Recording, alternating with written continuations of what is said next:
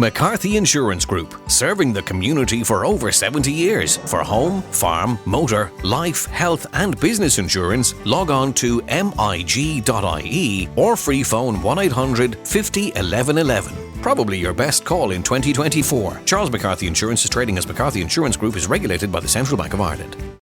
Real people, real opinions, Real Talk Radio. The multi-award-winning Niall Boylan Show. It's raining, it's miserable, it doesn't seem like summer. It must be the week of the Galway races, of course, because every year we plan for it to be a nice sunny day for the Galway races, but it's always pissing out of the heavens. Every year around this time, the old debate around horse racing rears its ugly head again.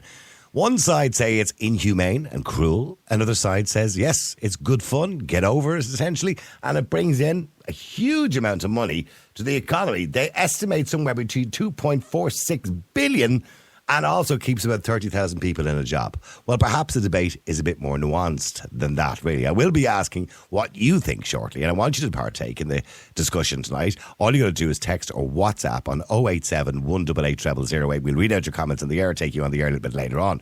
Or do you avoid the debate because it's unfair to animals and betting is a fool's game anyway?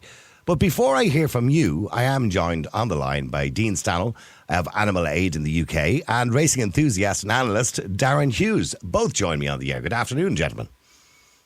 Thanks very much for having me. It's good to be on the nighttime talk show. Thanks. Thanks. Well, let's come to you first, Dean, if I can. And I know your line is just a little bit lower, but we'll worry about that as time goes on. In relation to, how many horses die every year, I normally check on the Racehorse Death Watch. In 5,987 days, 2,660 horses die or have died. So from that point of view, people have a concern. But, you got to look at the money it brings in. People will argue the animals enjoy it. And good trainers will look after an animal better than they look after their own child. Is that a fair argument?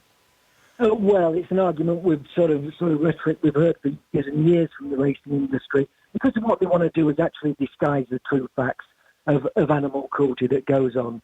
I mean, just this last week in Ireland, we saw two horses die, one at Kilbeggan, one at Killarney, and it's happening every week on race courses. And of course, what the racing industry want to do is push that under the carpet and say, racing's a great thing, it provides this, it provides that.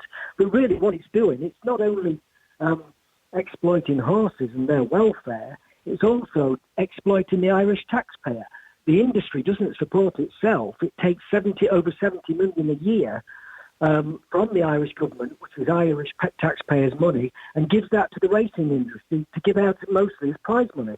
And most of that prize money actually goes to millionaires and billionaires anyway. Absolutely, but in saying that, Dean, you got to look at places like, for example, Galway over the last few days, or over the next few days, should I say. The hotels are going to be busy, the town is going to be busy, the restaurants are going to be busy, the shops are going to be busy. So it brings in a lot of money in both tourism and just to the local economy as well.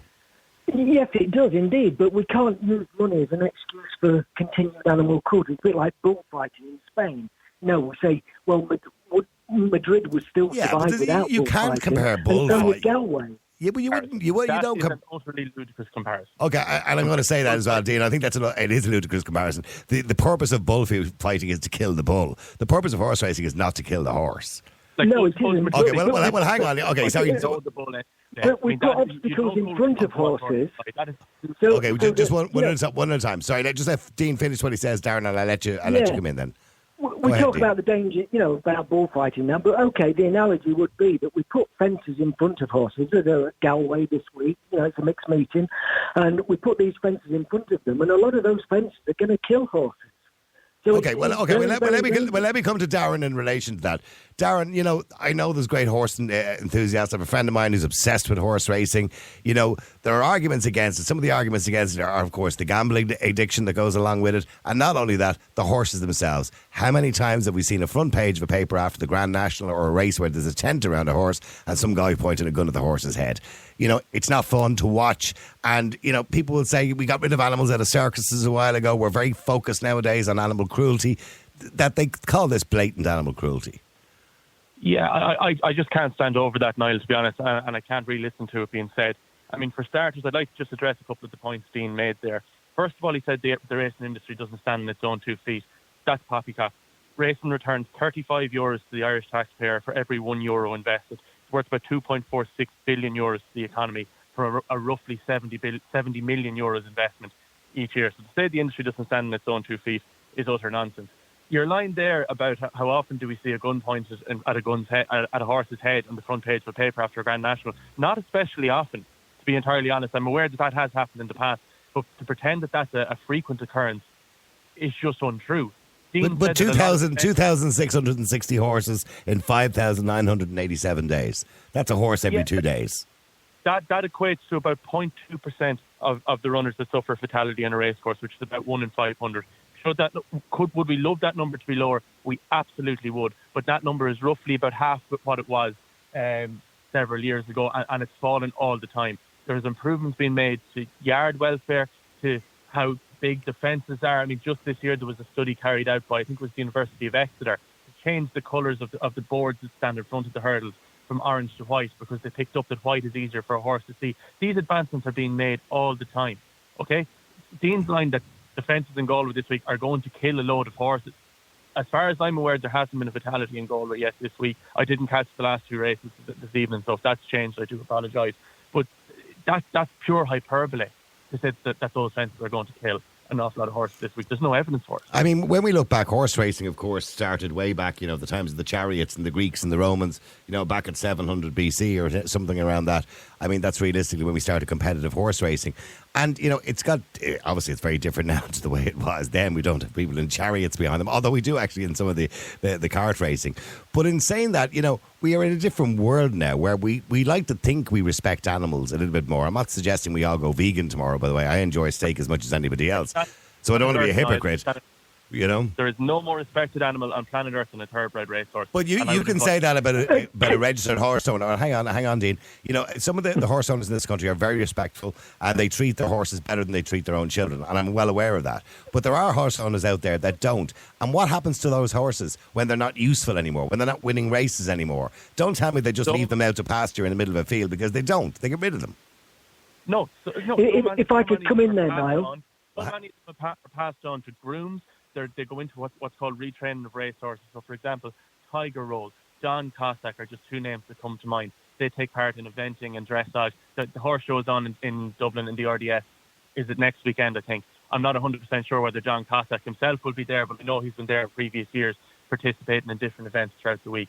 And that's just 2 horses. I know several horses. I've had a leg in a horse myself a couple of times through the years when those horses were retired. They were passed on to loving grooms and stable hands. Well, we've had the same argument with greyhound racing, and that's not always the case. But sorry, go ahead, Dean. You wanted to say something? Yeah, if I could come in there, Niall, thanks. Yeah, talking about aftercare for horses.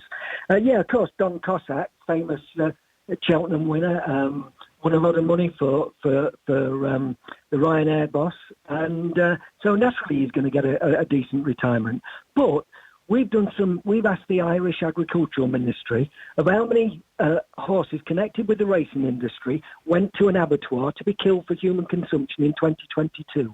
1,017 horses went for slaughter in 2022 last year from the racing industry. And a quarter of those, 256, were 3 years old or younger. That is the reality. So this idea that we care for all these horses, everybody loves the horses in racing. Why is over 1,000 horses going for slaughter last year? Why were 256 of them under 3 years old? Because they weren't fast enough. That is the truth. Because if a horse is not precocious, doesn't perform on a race course, they quickly disappear, never heard of again. Of course we'll hear of Don Cossack because he was a big winner. But those horses who are not famous, they disappear. And we keep a record at Animal Aid. We look at the racing returns and the results. And I've noticed time and time again that if a horse, runs 2 or 3 times and runs badly, has beaten, say, 100 lengths 3 times in a row, that horse soon disappears and is dead. And that's the reality. They don't care for that horse. And Darren,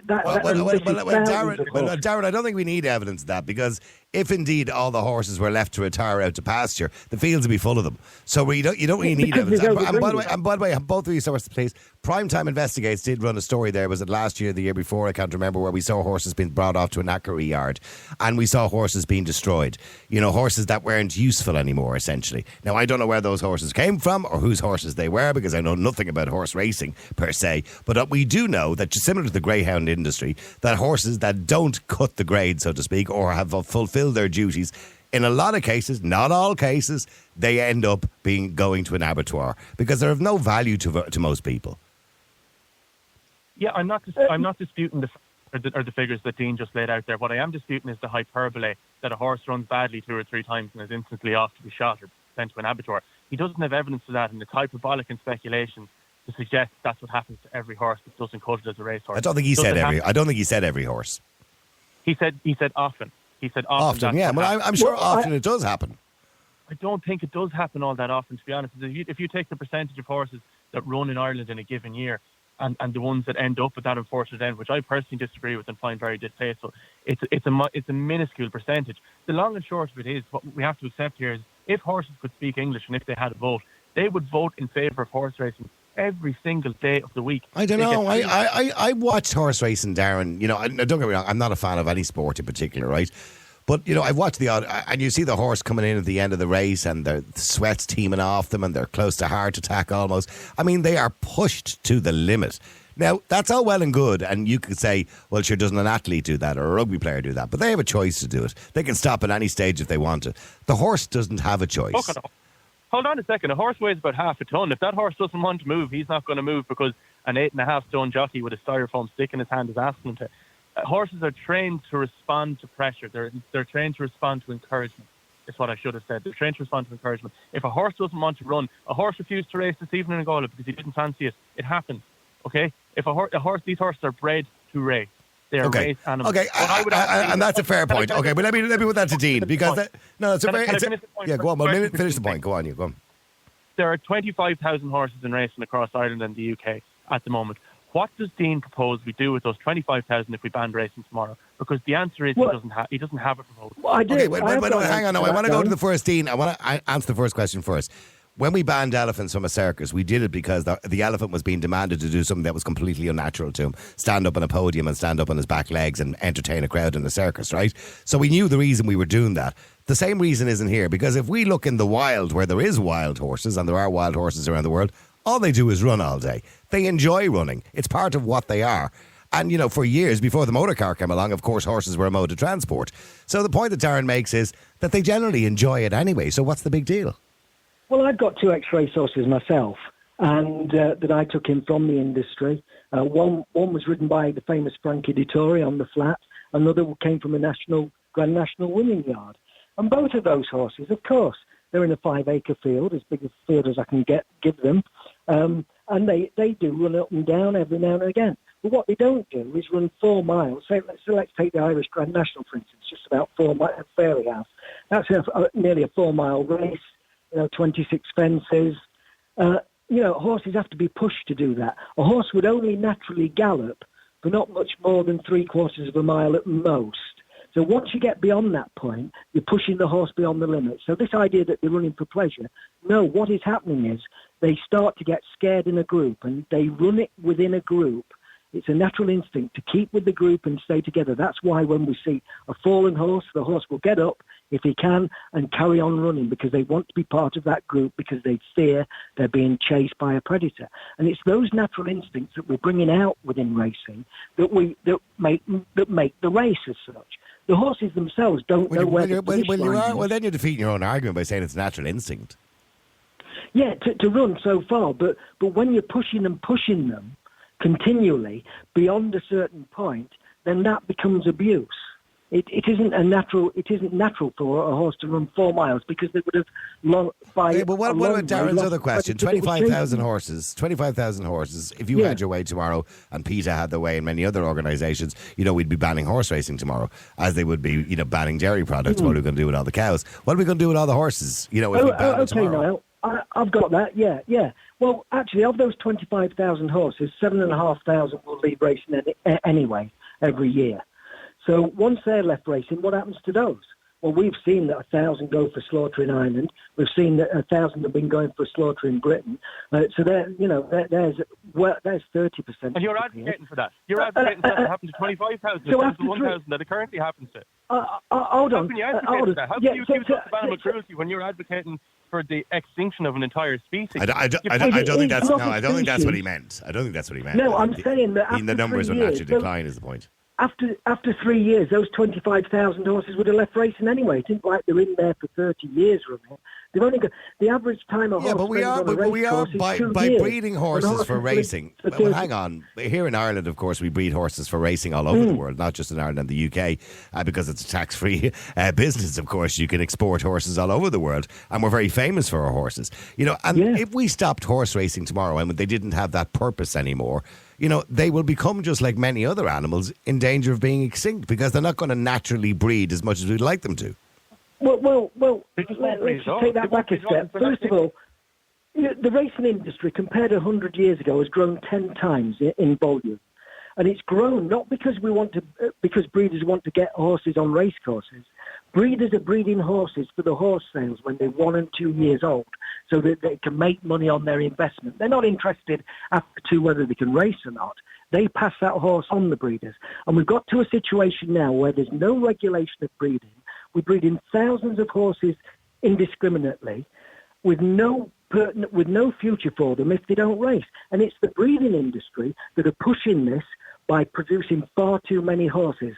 And horses that are not precocious, those young horses, 3 and under, and 2 and under, and even yearlings, can go for slaughter if they don't get sold. And around a third of horses who go to sales every year don't get sold. And breeders don't hold on to those horses. They don't look after them and cuddle them. What they do is, this horse hasn't sold, let's get rid of it, either to Nackerman, the slaughterhouse, or wherever it can go. And I've rehomed many horses like that. I mean, Darren, I've been to sales. let me just go back to Darren if I can, because yeah. Darren, it does seem to me like many other things, it is something that's going to come to a natural end. When I say a natural end, there's going to be pressure, obviously, from campaigners over the next, say, 20 years anyway, because we are at a point where we've changed as a world in relation to the way we treat animals. I think greyhound racing will go before horse racing. We've seen hare coursing gone, or practically. We've seen hunting gone. Greyhound racing will probably be next, and horse racing will follow. Do you accept that that's probably going to happen? Well, I sincerely hope not, or I wouldn't be on your radio show defending the sport in my last dying breath here. I think it's a sport that offers so much to us as a society, as a culture. The economics of it are one thing, and they're indisputable. I mean, I noticed that Dean didn't have a retort to my response about how racing supports the Irish economy. Well, 30,000 jobs as well on top of that. Yeah, that's only one part of it. This is part of our heritage and part of our culture. Irish horsemen and women have had enormous success around the world. We're renowned for our care of horses. It's often said we've got the best land and the best climate in the world to care for horses and to produce horses, both race horses and eventing horses, any sort of sport horses whatsoever. I accept that what happens to a tiny percentage of these race horses is not acceptable. But what I do not accept is that the answer to what happens to those is to ban the sport entirely and to basically rule out an entire species extinct over the next 10 years. Like, talk about trying to hammer a walnut with a sledgehammer. Do you know what I mean? I don't think that makes any sort of sense whatsoever.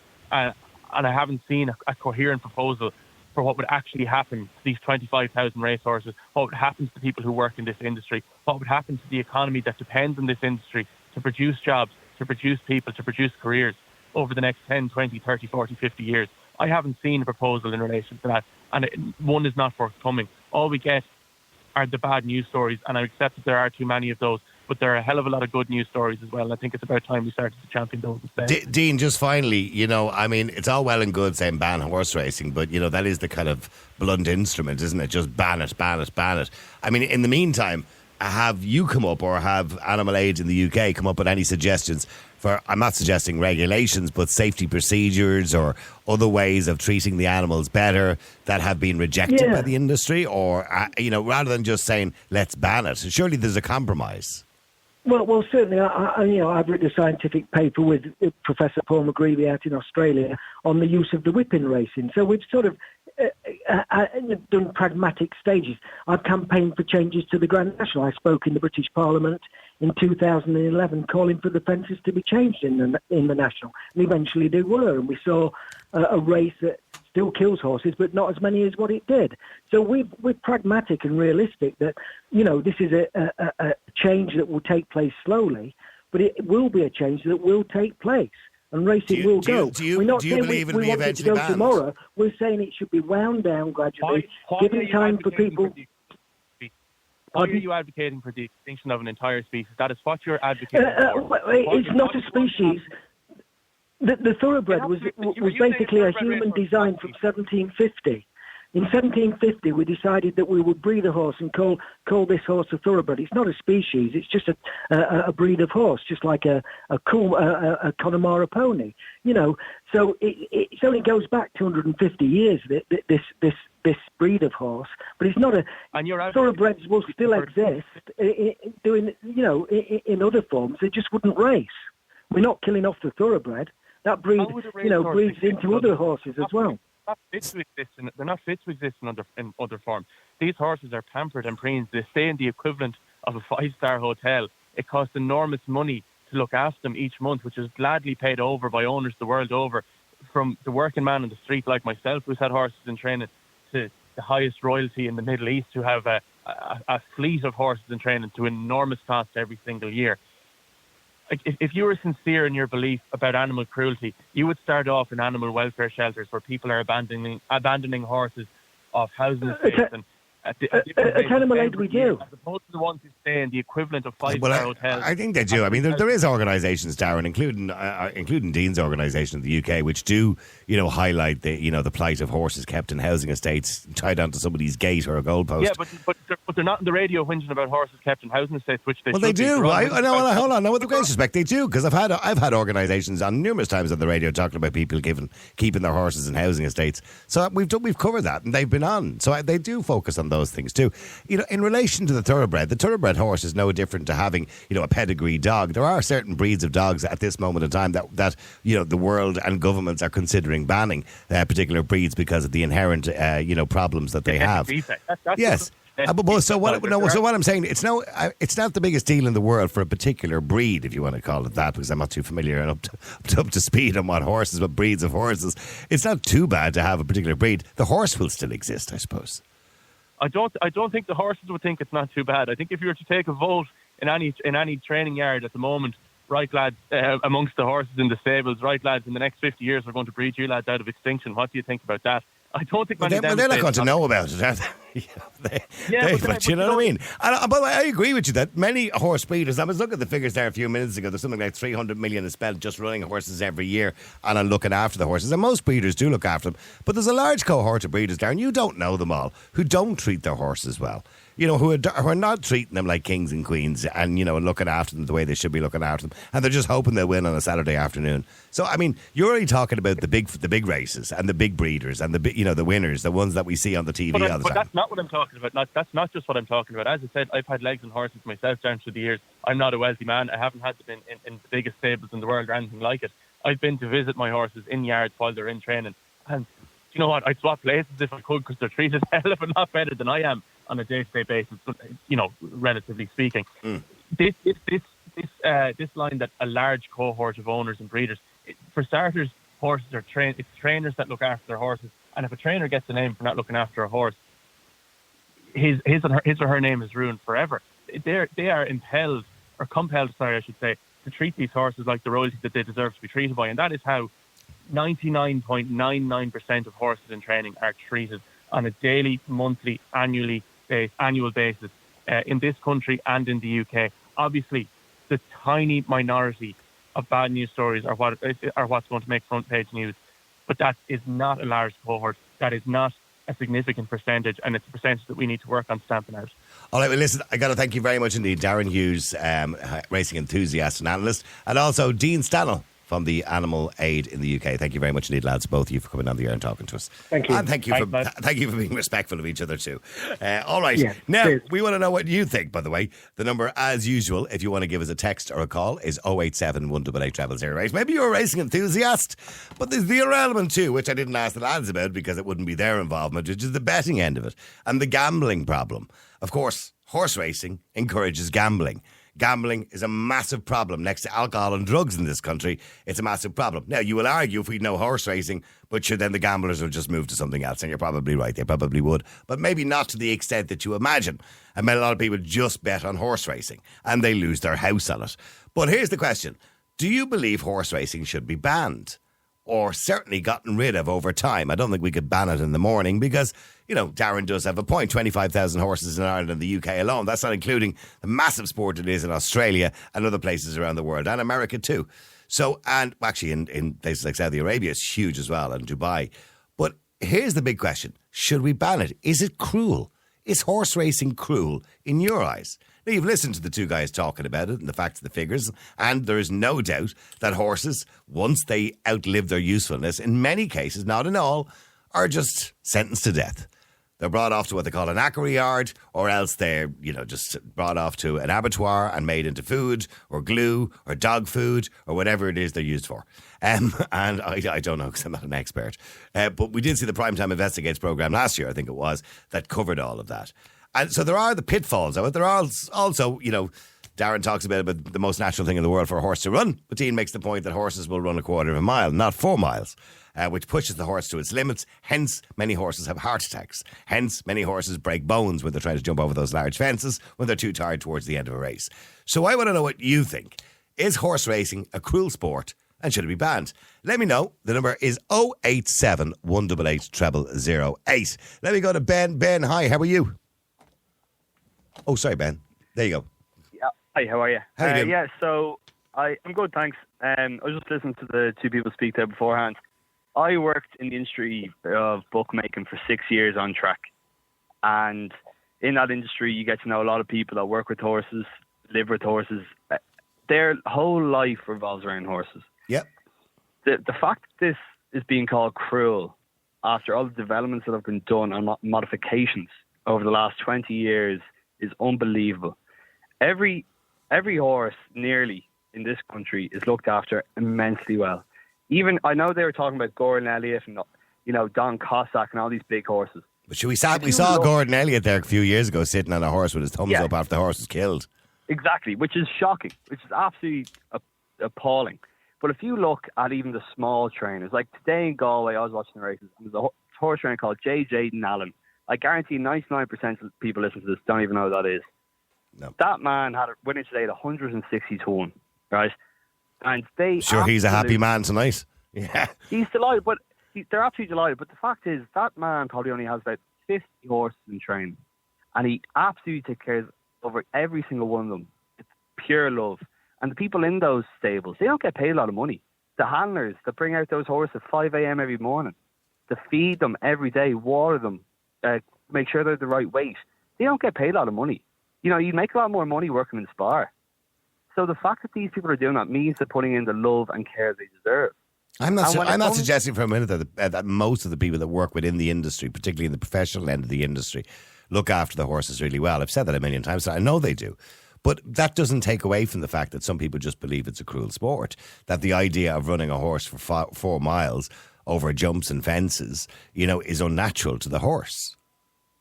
I guess people could say it's unnatural, but the fact is that when a horse doesn't want to run anymore, you see what happens. It just pulls up and the jockey goes, right, pull up the horse and we'll go back to the stables and we'll get you home. You know, but if the horse does that a few times, he's not much use then, is he? What happens to him? No, but the fact that everyone goes... by the way, or her. I'm sorry, Ben, I know nothing about the sport. So when I just said or him or her, are horses generally male or female, or are they both? They're both. So okay. No, I'm talking about racing horses, yeah. Yeah, so if you're talking about, you know, horses that jump over the fences, like a lot of them can be male or female. And the majority of the male horses would have already had the snip as well, so they can't breed after. Okay. Right? So after that, what they can do is they go point to pointing, which is circuits that are set up down the country, Fairyhouse, Punchestown, all around the country. And how old is a horse? How old is a Grand National horse in general? A Grand National horse can start racing anywhere between about 6 to about, I'd say last year maybe a horse ran around 12, 13, right? Okay. And they're national hunt horses. That's what they're bred for. All they want to do is jump a fence. It's actually funny because people say they don't want to do it. But that's because they're trained to do it. Yeah, they are trained to do it. But if you watch videos of horses at home in a paddock where no one's even on top of them, the first thing they want to do is actually look at the fence and jump over it. If you go up to the National Stud up in Kildare, if the horses are running around the place looking for something to jump over, they're looking to want to do something because they're full of energy. They're joyous animals that want to jump and want to be explosive. It's what they're bred for. Okay, stay there. Just stay there a second because I want to go to Lewis as well. Lewis, hi, how are you? Hi, Nolan. How are you? I'm good, Lewis. What do you want to say? Happy hump day to you and happy hump day to Ben as well. I love listening to the show now. Hey, So I wanted to come on and talk about this. So with the horses, I think it is bad for people to gamble on horses. Okay. Because it's taking advantage of the horse. You're basically abusing the horse and you're basically abusing all the animals. But the gambling is kind of separate, isn't it? The gambling is, although it's intrinsically linked, it is separate to the horse racing. The gambling, you putting a tenner on a horse has nothing to do with the way the horse is treated. No, people are backing the horse, shouting at the horse and making sure it wins. And then they're moaning about that it doesn't win. Yeah, but that's nothing to do with the horse. That doesn't make the sport cruel or not cruel. No. You know what I mean? I understand gambling in itself is a huge problem. Yeah. But the way some people do it, they just go out every day to Cheltenham and make bets. Oh, they do, yeah, and they lose their shirt. But here's the thing I said earlier on: if you banned horse racing tomorrow, the gamblers are not going to stop. They'll just put it on a football match or something else, or the color of a car. They don't care. Plus, the lotto's gambling as well. I know, yeah. Well, we have covered gambling in the past, and we will cover it again. Plus, no, you know what else is gambling as well? Getting married is one big gamble, as we all know. Which? Getting married. Marriage is a big gamble. That's nothing to do with horse racing, Lewis. I have no idea why you even brought that up, and I think you were going down a funny direction there. Let me go to Gary. Gary, how are you doing? Not too bad, no. How you doing? Getting married is a gamble. I suppose he is right. Yeah, I heard that. I was really gambling on that. That group on my own last night. I'm glad I didn't put any money on it. Yeah, absolutely. Gary, banning horse racing. Now, I understand. You hit the nail on the head there when you said if you banned horse racing tomorrow, like that chap was saying about gambling, if you banned horse racing tomorrow, it's simple. It wouldn't have any effect because horse racing would just go unregulated because of the gambling. Yeah. We'd have unregulated horse racing, and the industry as it is now. I've been going horse racing all my life. We used to go to the old Phoenix Park down the Corday, Leopardstown, a lot of them, and dog racing, Haddles Cross, Shells. But basically, the industry, as in gambling, as that chap, that's always going to be there. Now, where they're going to get, if the horse racing was banned, you're still going to have unregulated horse racing. Yeah, but the gamblers, the gamblers would bet on the colour of a car. They don't care what they're betting. That's okay. But to the sport itself, Gary, you're a big fan of it. You watch these horses running around. Is there any part of you? Is there any part of you that thinks it might be a bit cruel? Years back, probably not. I fell in love with horses that I would be just following them. Desert Orchid, Floyd, Ellsworth horses. The likes of Don Run, all these, you fall in love with the horse, you know what I mean? You start following its career. And they go off and they go into stud and they're well looked after, of course. You know what I mean? And like that chap was saying there, about the industry, about how many fail in the industry by split seconds, and whether they're abattoirs, or they used to call it glue factories, didn't they? Yeah, that's right. Yeah. I think they did make. Did they make glue out of horses? Because somebody told me that years ago, but I wasn't too sure of that. They used to call it, I won't call the name a derogatory name, wasn't it? But they used to call it a glue factory. Yeah. But I don't know if there was truth in that. I don't know. But look, I was here the other night, and I like a bet. Goodwood was on today, Galway. I haven't had a bet at either of them. But I was here the other night, and I was just playing a game of poker. But on the site I was playing, you had a full sports book. But I was ended up putting a few quid on Club Hico. I don't know. I think it was in Mexico or something. You know, horse racing in Mexico goes on all the way through the night. It's a worldwide industry, and like if you take that away, it's so indebted. Like we have racing here on the highways. You mentioned the cars there earlier. Yeah. What do you call them?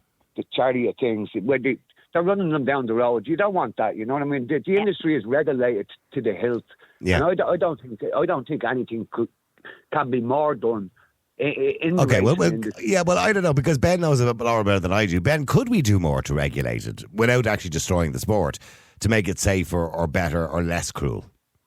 Yeah, so I think the thing is that people have to split these two things in half and stop comparing them to each other. Gambling and horse racing they're two completely different entities. Gambling will go on till the end of time, and horse racing probably won't, unfortunately. But the thing is, if you want to bring in rules in horse racing, go for it. And they're doing their best to do it. 4 months ago, they brought in a rule about whipping the horse. You can only whip it 7 times. Last week, a jockey whipped a horse 10 times. He got a 20 grand fine and a 2-week ban. The fact is, you can't get rid of the whip in horse racing because they did it once. Sorry, the whip in horse racing now coming into the last couple of 100 yards. They're allowed. You used to be allowed to excessively strike a horse coming into the final 500 yards or whatever. You just wave the whip now. It's more up in front of the horse's eye. It's not, the horse isn't struck. It's pushed out hands and heels. If you look at it closely, the horse is struck. The horse is definitely struck. Yeah, but the jockey. Yeah. The padding on the whip. So a horse is a reactive animal. So when they feel that hit their thigh and they hear the sound of it, it makes them want to go faster, and that's the point of it. But it's also to control the animal.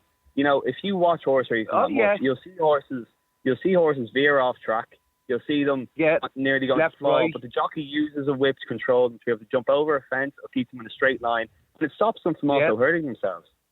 By the way, but I'm learning a lot here. I wasn't aware there was a limit to how many times they whipped them, because when I watched it years ago, I used to see them bashing the shite out of them. Yeah, but there used to be a limit. But if a jockey coming into the final 500 yards in the last 4 laps, if the jockey strikes the horse a certain amount of times, he will be fined and he will be pulled up on it by the stewards.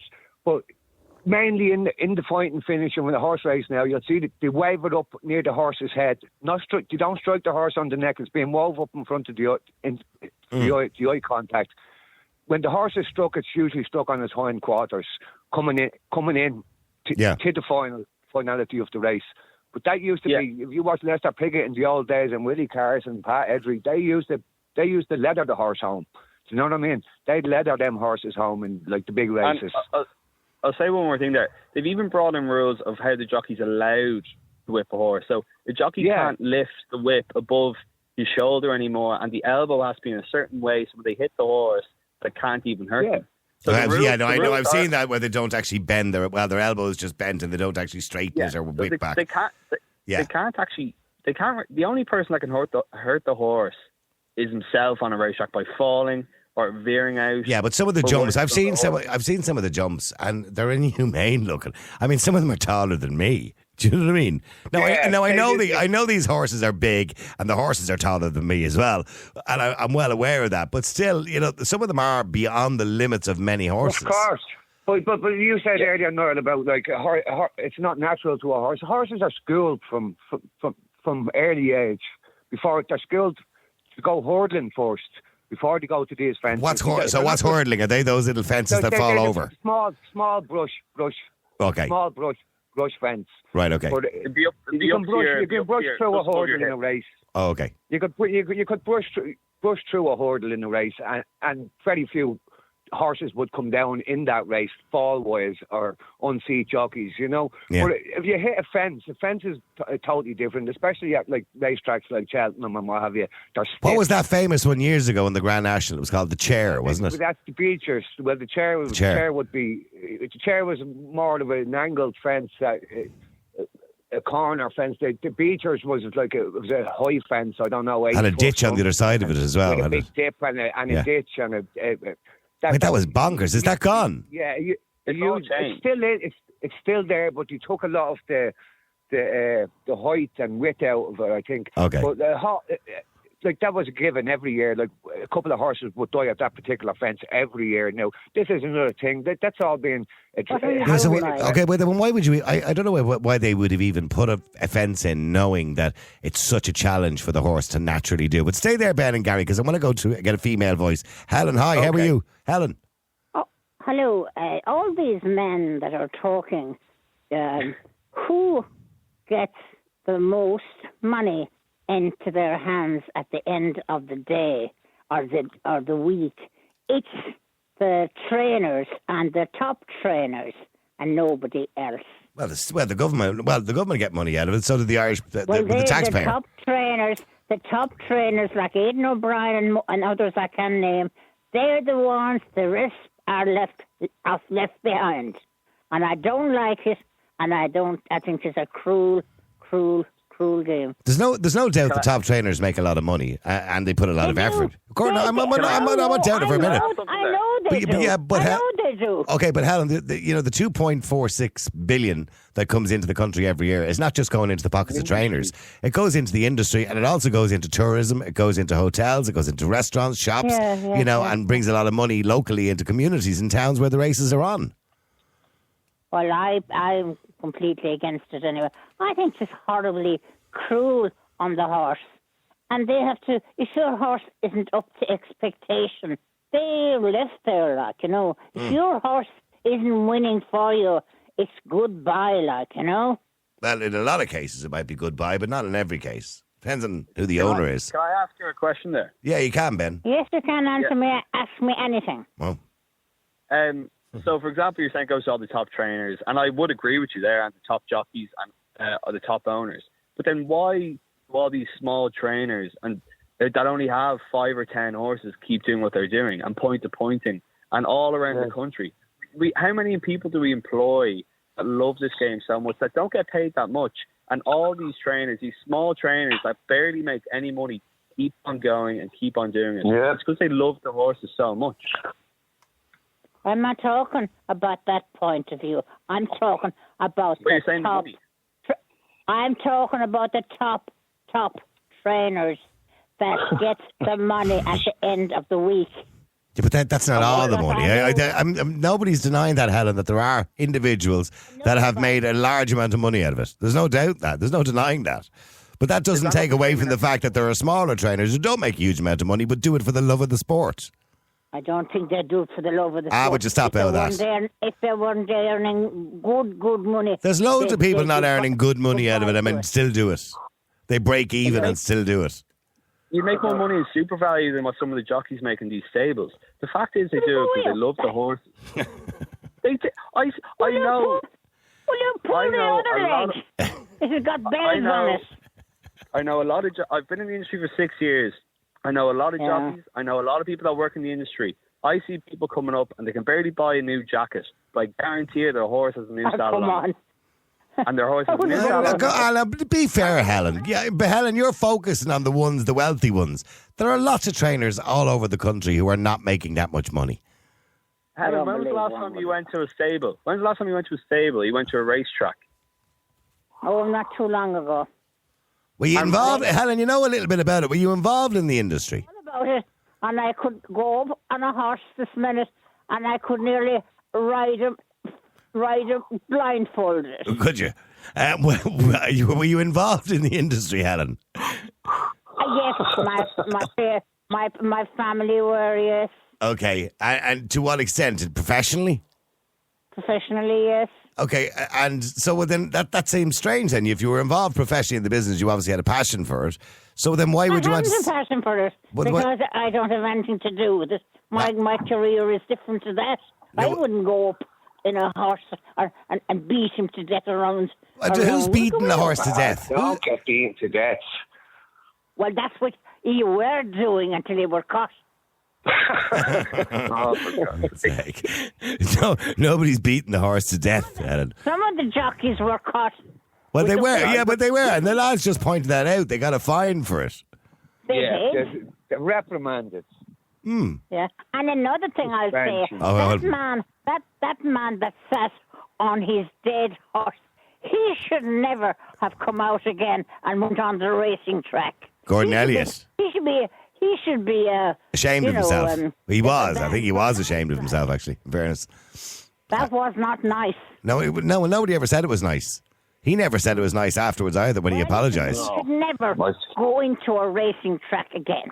Well, that's your opinion and you're entitled to that. Maybe a lot of people would share your view on that. But in saying that, he is. I don't know. Is Gordon Elliott, I know nothing about the sport, for God's sake, lads. Is he still racing? Yeah.